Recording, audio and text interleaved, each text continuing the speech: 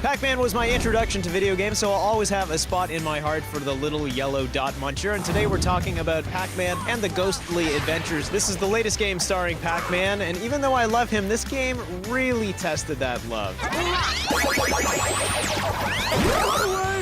This is actually based on a cartoon, and it's all about Pac-Man. I guess it's his earlier days when he is in school, and he's actually classmates with the ghosts who we know from the original Pac-Man game, and they seem to get along pretty well, which I think is weird. Clyde, good to see you.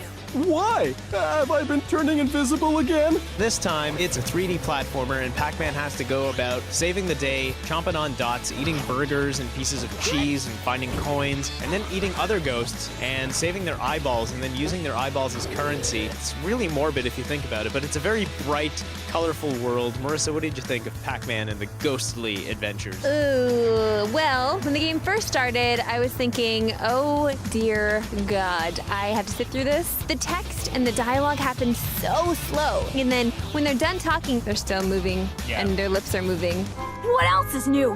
What does Betrayus want this time? This is obviously a game made for children because you can never really die unless you miss a jump, which you usually will if the camera is not your friend. And the camera is not your friend. Well, you can control the camera, you can move it around. And I was playing on PC, to be fair, and it was really difficult to control the camera with the mouse, so I don't really recommend this game for PC at all. Although, could you recommend this game for anything, to tell you the truth? Right, no.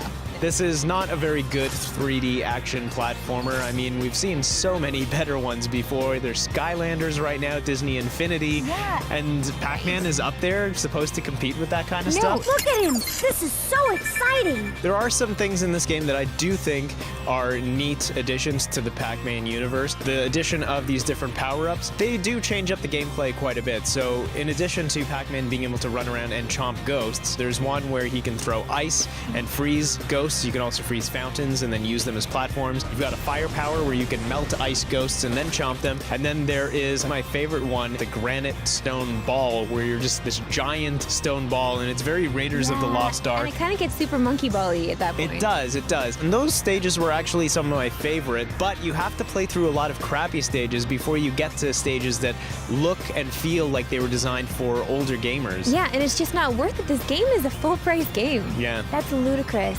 Get me out of here! Not good, not good. Bring this guy back. We want this guy, Namco. Yeah.